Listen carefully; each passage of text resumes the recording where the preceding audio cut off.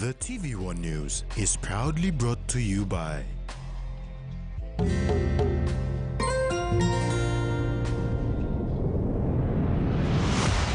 BSP, our bank, our people.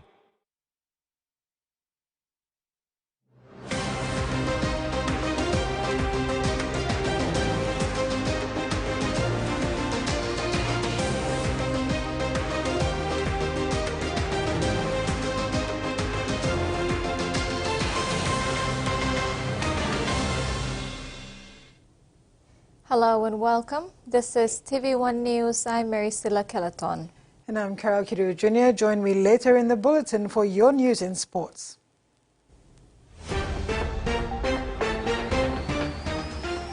In this edition, survey to take stock of youths in the informal sector, a cattle farmer's struggle in the Arab Plains, and Barramundi players get overseas placements. The National Training Center has taken a step forward to collect information about youths who are engaged in the informal sector doing odd jobs on the streets of Port Moresby. This is being done through a designed survey that was launched this week.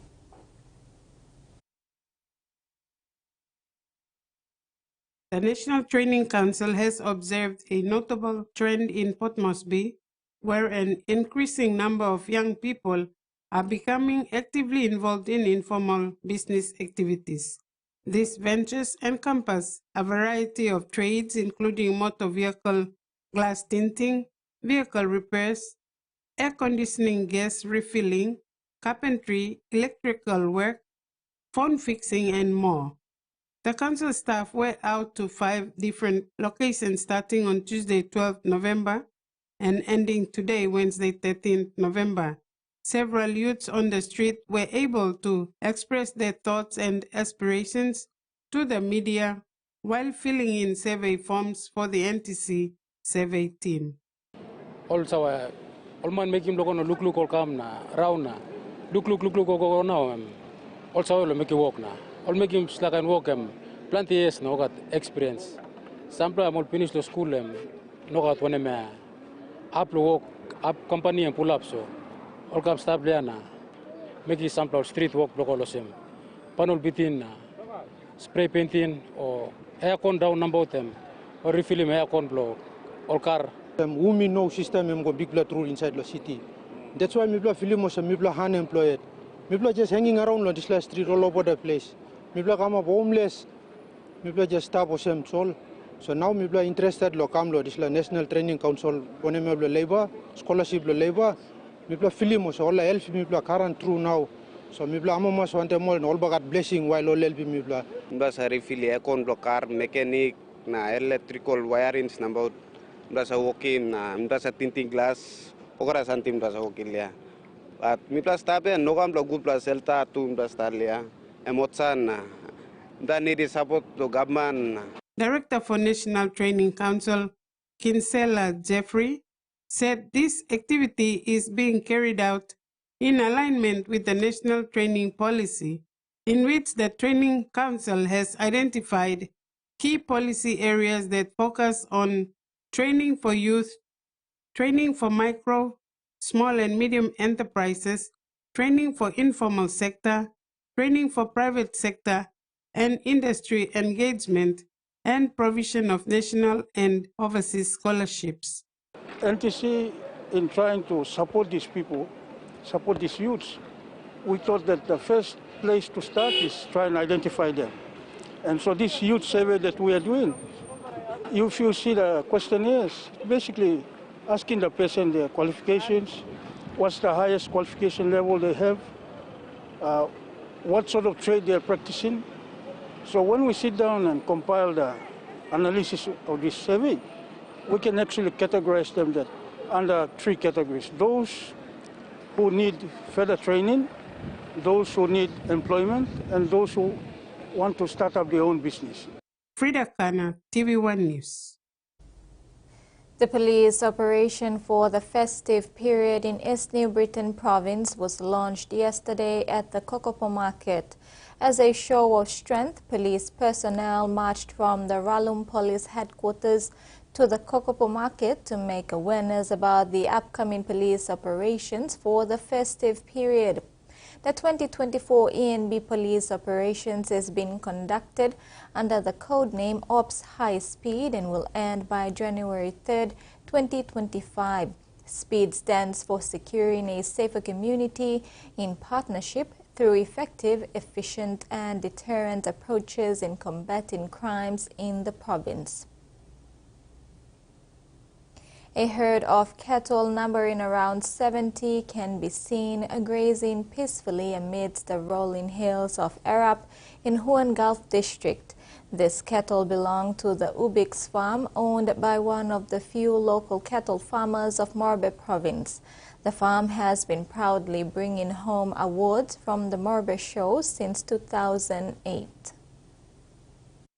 In Papua New Guinea have been fighting tooth and nail to keep their farms going.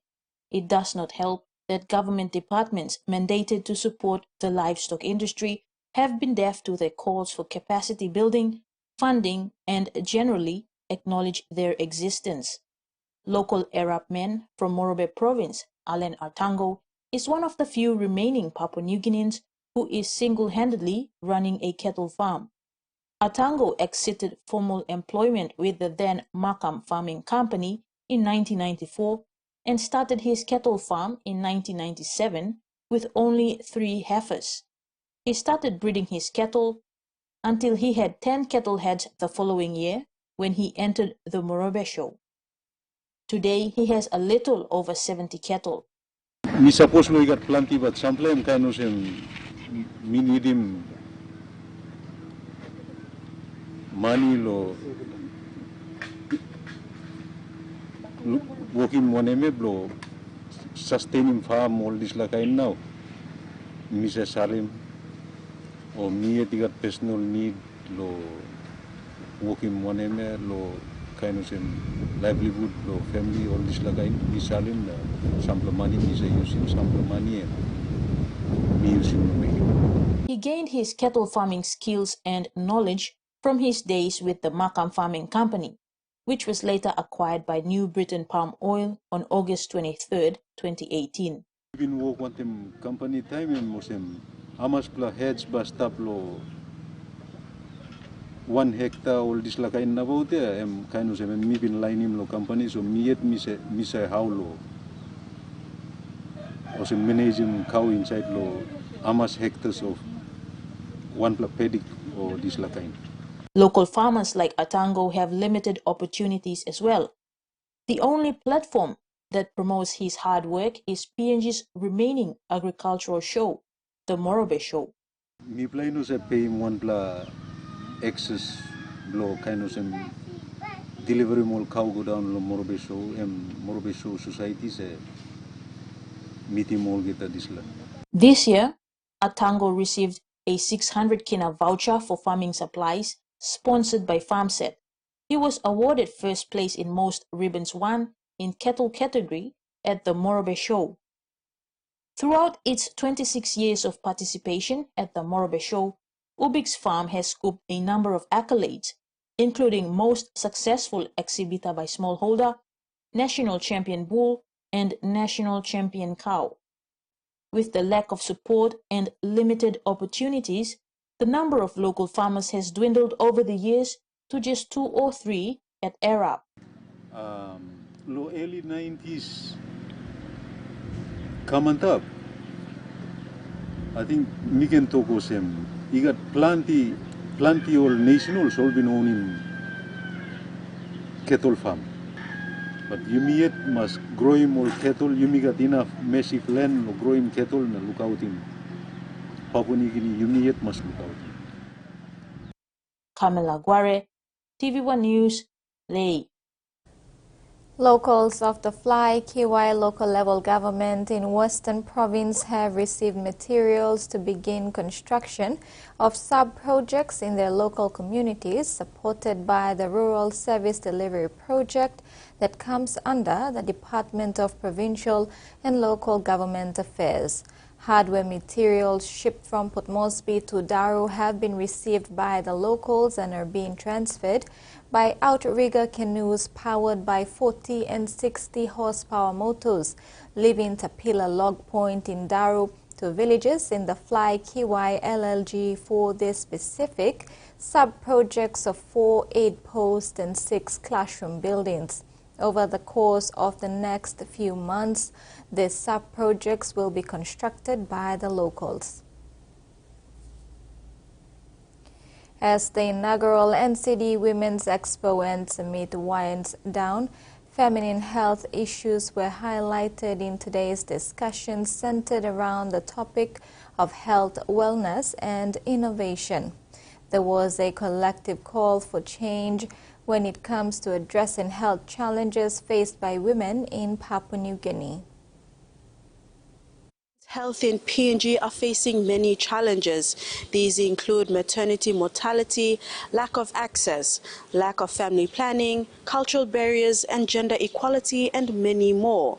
These were all covered during the NCD Women Expo and Summit today.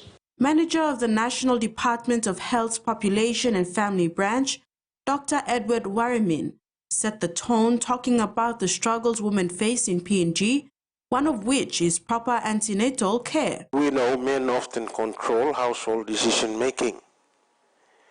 And so if the mother is trying to seek help, she might have to get permission from him. Families and communities may influence the norms of practice during pregnancy. You will get a custom, I'm straight. In the profession of delivering children, we often have our midwives when they are very busy and they get what they call uncooperative mothers in labor. Many times they scold them. Usa tokilo bell. Hey, now that's all you karem na you bell again. And those are some of the, so we try to tell them not to do that. Dr. Warimin said the health department has taken these issues seriously. The United Nations Population Fund, in alignment with NDOH, is also taking these matters seriously. UNFPA representative Saira Shamim emphasized that UNFPA is focusing on improving access and quality of health services for maternal, newborn, child and adolescent health. Includes reducing maternal deaths, reduction of the unmet need, which we call the need for family planning of women who want to space or limit the number of pregnancies if they're not accessing contraception or other family planning methods. We call it an unmet need. Reducing gender-based violence. These are our UNFPA's 3 major results that we work towards, and we measure these results through some indicators which we are also involved in. With almost 50% of the country's population made up of women, the summit is pushing for more awareness about women and to see some improvement when the country hits 50 years next year. Jasmine Erojak, TVWAN News. The National Department of Health and YWAM Medical Ships Australia and PNG solidified their partnership through the signing of a refreshed Memorandum of Understanding last week. This MOU underscores a shared commitment to advancing healthcare accessibility and capacity building across PNG's hard-to-reach and underserved communities. Health Minister Elias Kapavore expressed appreciation for the collaboration. The MVYWAM PNG is currently serving with the Western Provincial Health Authority and other collaborators in Western Province and has engaged in 19 villages over the past 2 weeks. More than 175,000 kina in grant support for 3 special projects were launched today for the Cheshire Disability Services, with Swire Shipping at the helm of this essential support. Cheshire Disability Services of Papua New Guinea, a non-governmental and development organization that provides a variety of rehabilitation services for people with disabilities in the country, especially in the nation's capital, today witnessed the launching of 3 key projects supported through grant funding by Swire Shipping. With Cheshire Disability Services, our relationship started last year in June. Our main office in PNG is based in Port Moresby, and we are recognising the work that Cheshire Disability Services is doing to support thousands of children and adults living with disabilities in and around Port Moresby. The Board of Cheshire Disability Services, in acknowledging the tremendous impact the projects will have on the effectiveness of the organization, emphasized also the importance of sustainability for the future of the CDS. Thank Swire Shipping for their significant contribution that they've made to Cheshire Disability Services. We have a very brand new board, and our promotion this year and into 2025 is to look at opportunities, how Cheshire Disability Services can be more sustainable without the continuity of donations. The support from Swire include the renovation of the organization's outdoor stage, the construction of a new guardhouse, and the donation of a new bus. This La Tripla project that Swire is going to give us will really benefit our programs. Bus will allow us to move. Guardhouse will allow the security guard to be here, stationed and looking after our properties. The stage here will allow us to have open gathering like this one. Also will allow our visitors to come and visit us openly in public. And also, if you want to make little money to support our programs, we can put it up for a very good price for you and say, come to us, enjoy the shade and deliver your programs, and we can get money. The projects launched today will greatly add value to the significant work of CDS, who have had the privilege of working closely with extraordinary children and people at the center. This is TV1 News. We'll be back with more news after the break. Stay with us.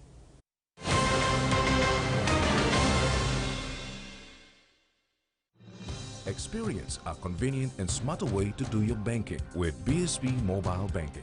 You don't have to leave the office or your home to pay for bills. You can view your account balance, transfer funds, top up phone credits, or purchase easy paid units wherever you are.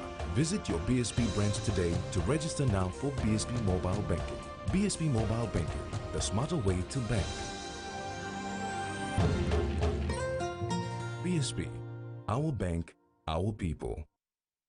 He says the best Hunters players come from his region. So does she. But there's one thing that brings everyone together. SB Lager, Bunyamyumi. Open nets.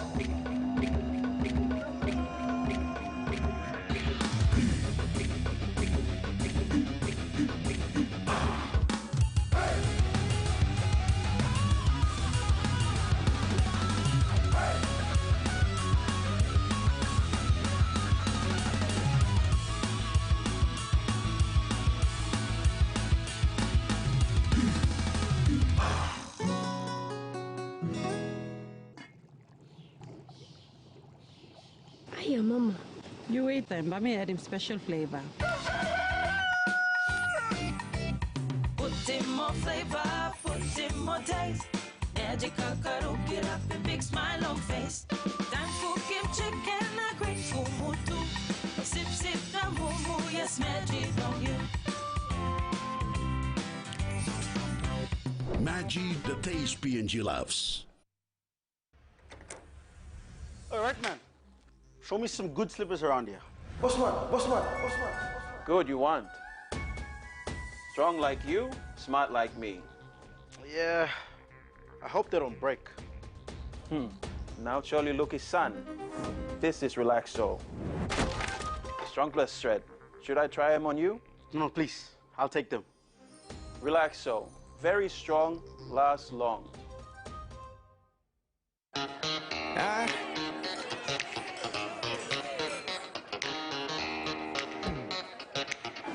Superstition ain't the way.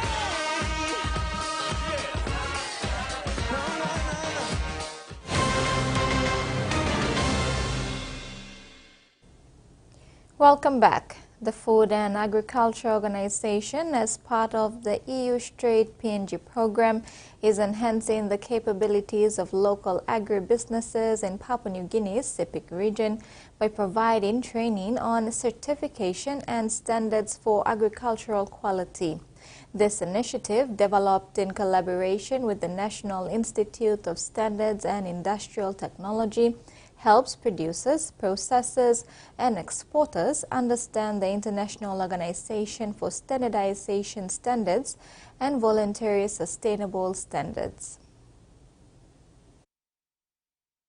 The two-day training sessions emphasize the importance of adhering to certification systems and environmentally safe practices, allowing local agricultural products to meet international quality benchmarks. Participants included representatives from local cocoa and vanilla enterprises, export facilitators, and agricultural officials. Dr. Pavel Burian, Deputy Program Coordinator for EU Straight PNG, noted that this knowledge encourages MSMEs to prioritize quality, leading to greater resilience and profitability. They learned about ISO certifications and how to incorporate them into their business strategies, which can enhance food safety and competitiveness in global markets. Christopher Mosorov from NISIT stressed the significance of national standards for improving international competitiveness. The participants expressed gratitude for the relevant training, which is timely for setting quality standards in downstream cocoa processing and meeting global demand. Overall, this initiative is a crucial step in strengthening Papua New Guinea's agricultural sector and preparing agripreneurs for future growth through sustainable practices. Carol Kiru Jr., TV1 News. The Livestock Development Corporation Wariman Abattoir property in Wewak, East Sepik Province, is now at its final stages of groundwork. The LDC management is determined to have all groundworks complete by the end of December 2024.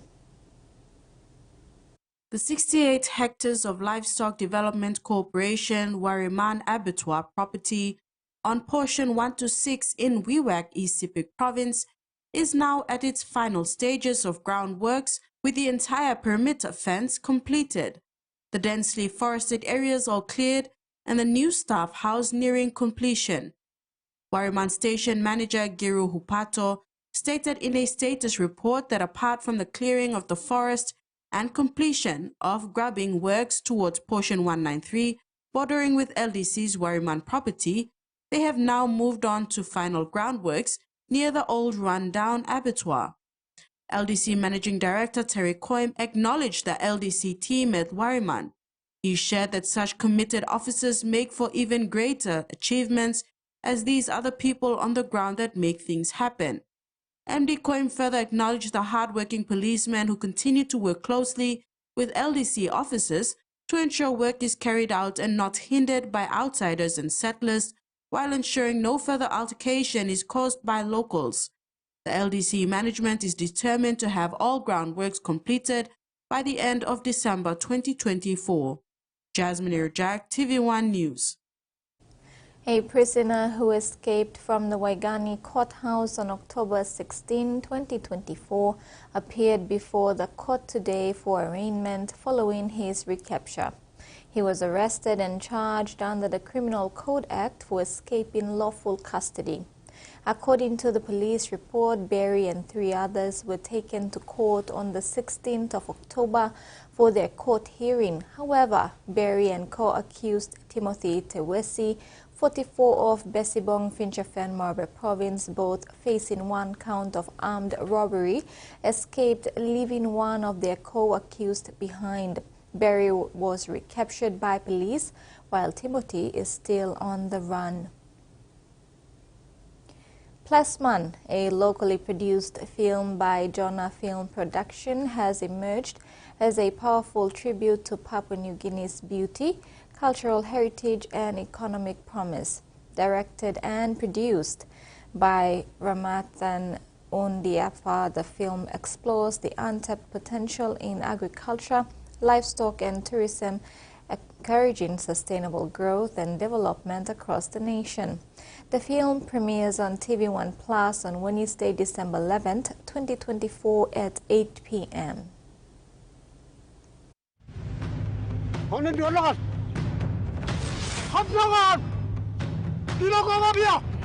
At a recent interview with TVWAN, Jonah film production director and producer Ramanathan Undiapa shared his motivation behind the project.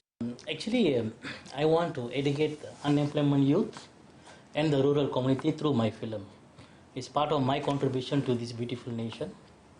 And through this film, we educate about the agriculture, livestock, and... The film dives into the everyday lives of Papua New Guineans, depicting both their struggles and potential. Placement is actually a realistic movie. So I don't do not much of research by observing everyday life of the people, their struggle, and then I see what are the potential that they have. Undiapa highlighted the unique advantage of PNG's land ownership structure, where 96% of the land belongs to the people, stating that in other countries, land belongs to the government, but here it's owned by the people. That means every landowner has the potential to create their own employment. With a self-funded budget of 350,000 kina, Plesman has already gained recognition, being selected for 5 international film festivals. But for Undiapa, the true success lies in the film's influence on viewers. Success isn't about awards or profits, it's about changing mindsets. Undiapa announced plans for a sequel set to release on September 16th next year to commemorate PNG's 50th independence anniversary. This next installment will pay tribute to the country's founding fathers and address issues like tribal conflicts and women's empowerment. With support from the government and corporate sector, he plans to create weekly crime episodes based on real police reports to air on TV. As Plesman continues to gain traction, it is seen not only as a source of national pride, but also as a catalyst for economic interest, potentially being used as an educational tool in schools. Transitioning from his usual role as a comedian, PNG influencer Tuliman has found himself in an unfamiliar setting that has allowed him to embrace his newly developed skills as an actor. It's different with you recording by yourself, with a crew and everyone, cameras and everything. The movie carries a powerful message, and Tuli wants to share this important message with the audience in Papua New Guinea. Holy ground, make money. You look out the ground, ground will look out you. Plesman will premiere on TVWAN Plus on Wednesday, 11th December at 8 p.m. with an encore on the 28th of December at 7 p.m. on TVWAN Plus. Kaokiru Jr., TVWAN News. In a heartfelt ceremony held last night, the Rotary Club honored several distinguished individuals with the prestigious Paul Harris Award, recognizing their significant contributions to the Rotary Foundation and its global humanitarian programs.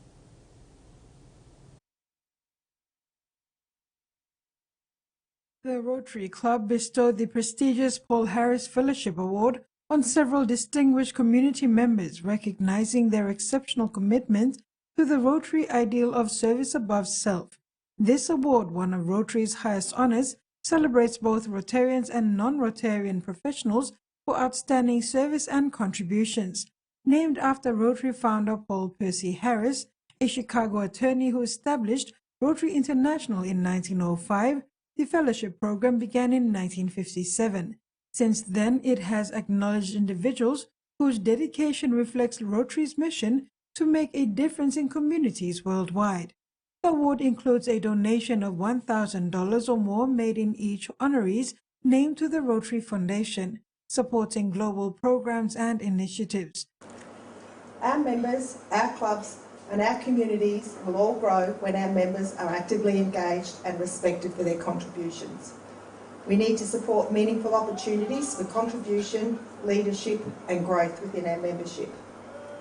It's also crucial that we all actively participate in our club's projects and initiatives. Our collective strength and success depend heavily on the involvement of each member. This year's Paul Harris Fellows include prominent figures such as Miss Pacific Islands pageant chairperson and Vabukori Women's Development Association President Molly O'Rourke, veteran commercial lawyer Lata Milner, Lavinia Gandalf, community advocate Jared Bessinger, Father John Glynn, St. John Ambulance CEO Matt Cannon, who is also a registered nurse and paramedic, and Institute of Business Studies founder and chairman Mick Nardis. Each honoree's contributions have made a significant impact, exemplifying the values Rotary strives to uphold. One of the major slogans of Rotary, the Rotary's got two taglines, right? One is people of action, and the other one is service above self. But the vision statement reminds us that we shouldn't be forgetting the change Rotary makes in us ourselves. The awards not only honor individual contributions, but also recognize clubs that achieve significant milestones, such as being designated a 100% Paul Harris Fellow Club or an Every Rotarian Every Year Club. These recognitions encourage ongoing contributions to the foundation, ensuring the growth of vital humanitarian initiatives worldwide. During the event, attendees learned about the various ways donors can create named or endowed gifts to fund specific global grants or initiatives, further emphasizing the impact of their contributions. Carol Kidu Jr., TVWAN News. And now a look at the finance news. The Kina closed lower at $0.2526 in the interbank market. At Bank South Pacific, our Kina was buying $0.2451, $0.3726 Australian dollars, $0.2234 euro, and 37.60 Japanese yen. Looking at commodity prices at New York close, coffee, cocoa, copper, and crude oil closed higher, while gold, palm oil, and copper closed lower. And on the stock market, the Dow Jones closed lower, ASX closed lower, and all ordinaries closed lower as well. You're watching TV1 News. We'll bring you news from abroad after these short messages.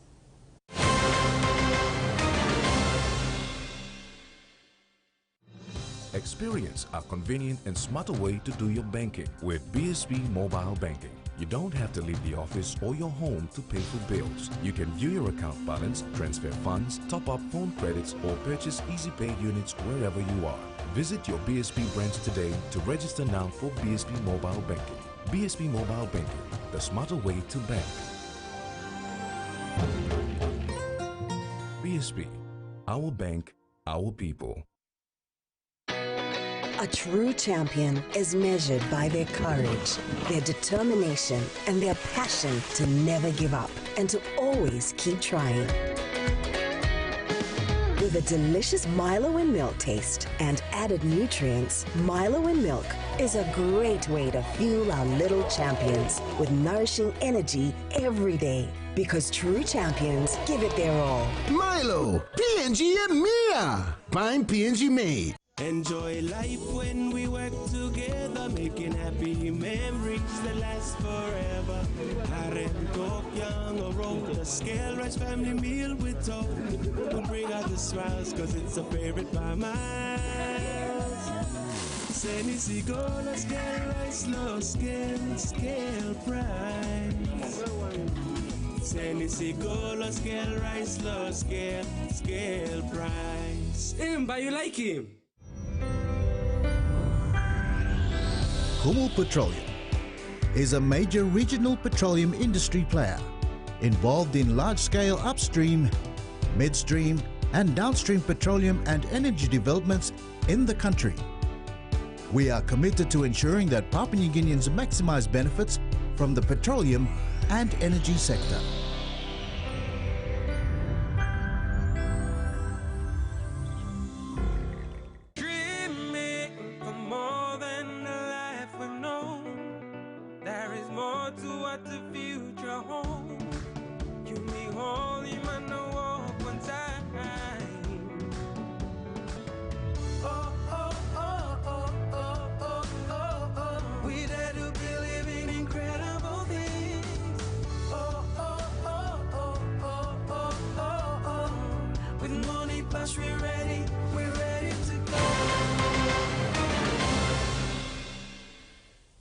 Welcome back. At the opening of COP29 in Baku, Azerbaijan, UN Climate Change Executive Secretary Simon Still called on global leaders to intensify their efforts in combating climate change, urging decisive action on climate finance, resilience, and international cooperation. Still made a stark appeal to COP29 conference, emphasizing that the time for incremental progress has passed. Still also made clear that COP29 represents a critical opportunity to set a new climate finance goal that would empower developing nations to accelerate emissions reductions. He dismissed the idea that climate finance is an act of charity. He argued that a robust climate finance commitment is essential not only for environmental stability, but also for global economic security. A number of flights to and from Bali have been cancelled following the eruption of an Indonesian volcano. The eruption started days ago, but ongoing volcanic activity meant the spread of dangerous ash cloud has made it unsafe for aircraft to safely navigate Bali's Denpasar airport. Significant disruptions as a result of this volcano ash. Now, this has followed eruptions from the Mount Luatobi volcano, which, when it initially erupted, did unfortunately kill 9 people. Now, Virgin has this morning confirmed that it's cancelled all flights in and out of the Denpasar airport for today, November 13, saying that the safety of its passengers and, of course, its crew too is its highest priority. Now, it says that it regrets the inconvenience that this has caused passengers and says that the team is working hard to ensure that all passengers are able to get to their destination both as quickly as possible but also as safely as possible. Meanwhile, Jetstar says it's not currently safe to operate flights in and out of Bali, so it's cancelled those flights into and out of the Denpasar airport until 2 p.m. Eastern time today. Now, it says that impacted customers have been notified and that alternative options have been provided to them. And Jetstar does say that depending on the conditions of that ash later today, it is still hoping to operate 2 return services between Australia and Bali, which would include a 787 to hopefully get people to their destination as soon as possible. Meanwhile, Smart Traveller is advising anyone else who's concerned about their flights to get in touch with their respective airlines. 4 foreign nationals have been discovered by Aboriginal traditional owners after arriving by boat on a remote section of the vast Northern Territory coastline. The Northern Land Council says the men believed to be asylum seekers told the local rangers who helped them that they had paid money to be brought to Australia. 4 men walk in the shallows after reportedly arriving by boat to the remote Northern Territory. As far as I'm concerned, the Border Force and all have failed big time. It's embarrassing to keep telling them, and they have known this issue coming. The Northern Land Council says the 4 foreign nationals showed up on Croker Island, Aboriginal land and sea country, 250 kilometres northeast of Darwin. As far as we know, yes, they've been paid money or to the foreign fishing people, the illegal fishermen, paid or been paid and then been dropped off an island, which is without water, without food. Just crazy. While Defence and Australian Border Force do operate in the territory, it was a local network, including Aboriginal rangers, who managed to find the men. When they were found in dire conditions, hardly could stand, and community members and the rangers have assisted them. Look, very concerned. We worry about our border, we worry about our people, we worry about our coast, we worry about our resources, and we want to see Border Force do actually more. Border Force and the Prime Minister's office declined to answer questions, saying they don't comment on operational matters. The ABC understands the 4 men are no longer in Australia. The fresh arrivals reopening old fault lines ahead of next year's federal election. The arrival comes as the Land Council reports an influx of foreign vessels breaching Aboriginal land along the West Arnhem coastline. They're calling for the federal government to address the matter on urgency. The next federal election could be a little earlier than expected. Campaign-style events in marginal seats and a conversation between the Prime Minister and the Premier of Western Australia are fueling speculation of a poll in March. you happy? Yeah. And it sounds like an election campaign. It's great to be back here in beautiful Devonport. In just 90 minutes, Anthony Albanese hit 2 key Tasmanian electorates, announcing a new candidate in Braddon. And will fight each and every day for the interests of this local community. A short flight and a new tie later, another new candidate in Lyons. Rebecca White is a person of conviction. The campaign vibes are fuelling election speculation, like the possibility the PM could call a poll as soon as January, with a little help from a friend in the West. The Prime Minister and I talk about a range of issues, and one of the issues was about the timing of the election. WA's election is on March 8, but the Prime Minister has asked the question as to whether that might be flexible to make way for a federal poll instead. If there's a secret discussion or a deal going on with the WA Premier, I think the Prime Minister should be open about it. The election, I've said the whole way through, will be in 2025. It will be called April or before, but I'm focused on governing. The election is due in May, but an earlier poll might be tempting. It would avoid a budget and a long line of forecast deficits to follow Labor's 2 surpluses. And with a growing pile of stalled bills in the Parliament, the reasons against returning to Canberra next year are mounting up. And our news segment ends on that note. Hunters name 41 men train on squad and Barramundi players get placement overseas. Those stories in our sports segment with Carol. Stay tuned.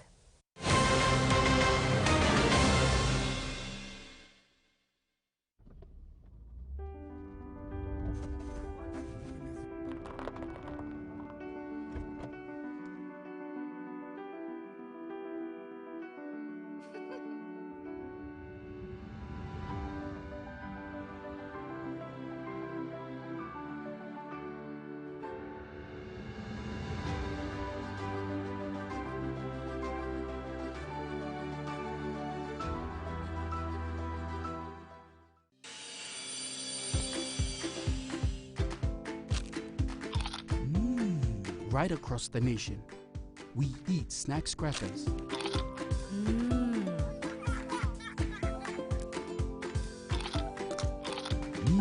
Emi trupla.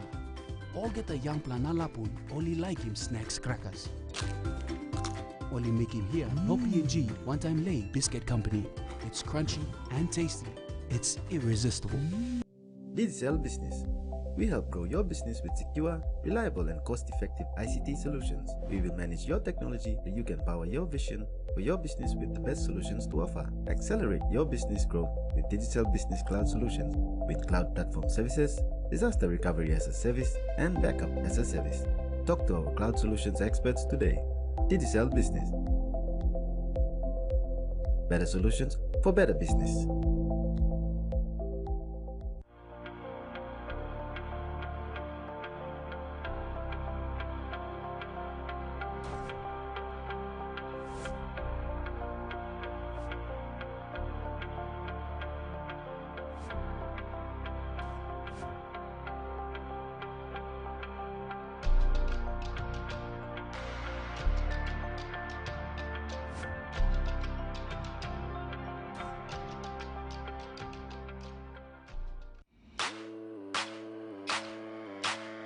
The Autumn Nations were off and running. Australia are on the board. Certainly Orense has scored a stunner. Argentina burst into life. A try-scoring machine.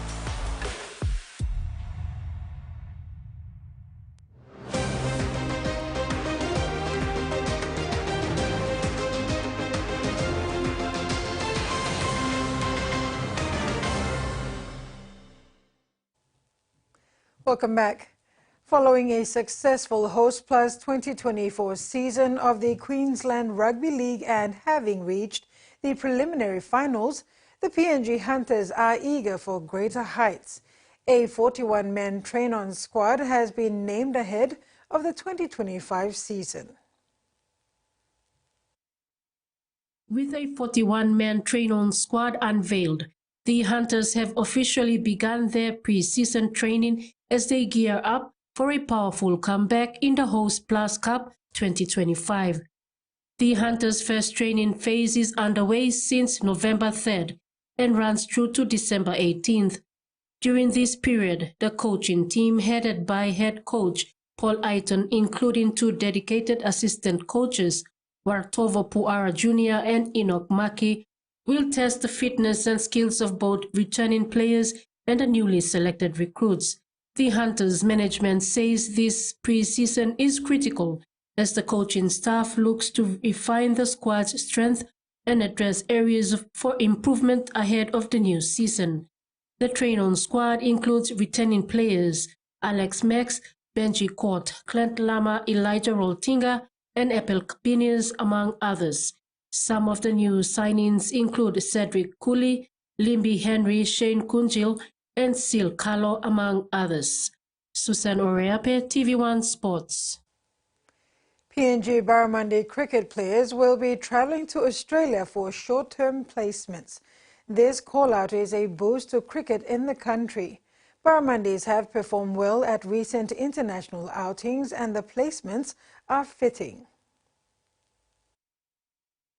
Barramundi representatives Captain Asad Vala leads his teammates in Sesebao and Kipling Doriga, who will be contracted to Endeavour Hills Club with the Victorian Sub-District Cricket Association in Melbourne. Tony Ura, Lega Siaka and Kabua Moria have been selected for placement with Donvale Club, also in Victoria Sub-District Cricket Association. Nosaina Pokana and Hiri will be based with the Kasawari Coast Cyclones Club in Cairns through partnership with the Kasawari Cricket Association. Gaba Frank from the Garamoots will be contracted to West Club within the Sydney Grade League. Coach Tatenda Taibu is excited to see some of his players heading to Australia to compete this season, adding that the greater the opportunity, the better it is for growth of the sport in the country. Hiri was the first to depart. An additional 5 other players will travel on Thursday and the remaining to follow once preparations are finalized. Susan Oreape, TV1 Sports. The 2024 AFL Pacific Cup hits the Sunshine Coast from November 14th to the 23rd, where over 500 athletes from Papua New Guinea, Fiji, Nauru, Tonga, New Zealand, and South Africa will compete across open and under-17 divisions over the 10-day event. More than 500 participants representing teams from across the Pacific region are putting in place final preparations for the 2024 AFL Pacific Cup. This is a showcase of international Australian rules football, which starts on the Sunshine Coast in Queensland from November 14th to the 23rd. Maroochydore Multi-Sports Complex, which boasts 4 full-size footy ovals, will host the action, featuring 6 nations, 5 from the Pacific region as well as South Africa, with the 10-day carnival comprising male and female open and under-17 divisions. The under-17 divisions will start playing on Thursday, 14th November, with the final day of competition to be contested on Sunday, 17th November, while the senior competitions from Monday, 18th November, and conclude on Saturday, 23rd November. The 2024 AFL Pacific Cup promises to be a vibrant and colorful celebration of the game. It is exciting for representatives of the 6 competing nations to be back involved in an international event of this scale after a long period without being able to compete against each other. Susan Oreape, TV1 Sports. FIFA President Gianni Infantino has attended the United Nations COP29 Climate Summit in Baku, Azerbaijan, where FIFA and the Pacific Islands Forum agreed to continue their agreement to work together to combat climate change. Infantino and the PIF Secretary General Baron Waka, a former president of Nauru, extended a memorandum of understanding first signed during the 72nd FIFA Congress in Qatar on 1st of April 2022 for another 4 years. The FIFA president says it will use the power of football to educate and bring people together. The partnership with PIF, the premier political intergovernmental organization representing 18 countries and territories of the Pacific Ocean, will see the two organizations continue working together to enhance awareness on climate change and find ways of ensuring that football development in the region is climate resilient. FIFA says climate change is an issue that affects all and is one of the biggest challenges faced today, particularly true in the Pacific region. FIFA is supporting the Oceania FIFA member associations in climate resilient football development and will continue to stand side by side with the PIF to help raise the issues directly affecting its members by embracing the unique power of football to educate, to inspire and to unite the world. Susan Oreape, TV1 Sports. And that ends the sports segment. And now for the weather forecast for the main centers for the next 24 hours with Mary.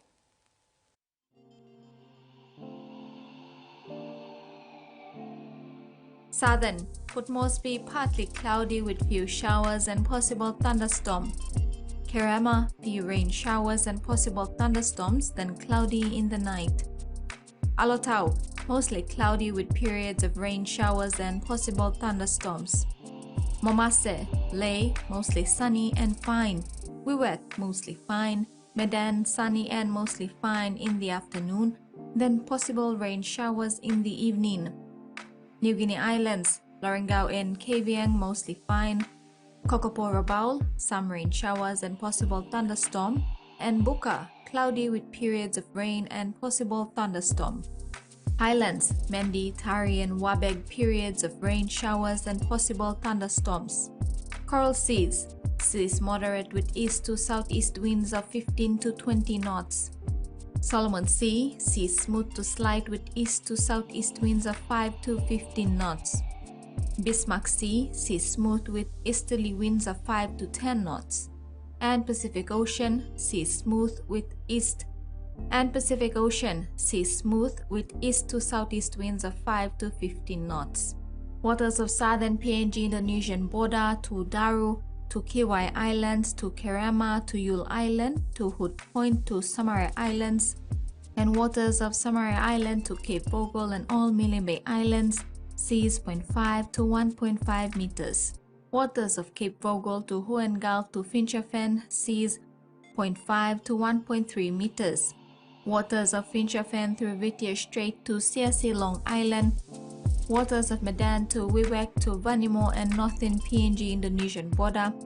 Waters of Manus and its western group of islands, seas 0.5 to 1.5 meters.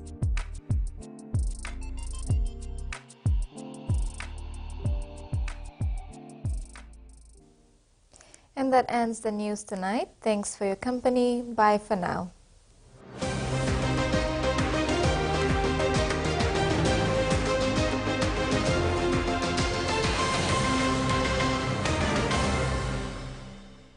The TVWAN News was proudly brought to you by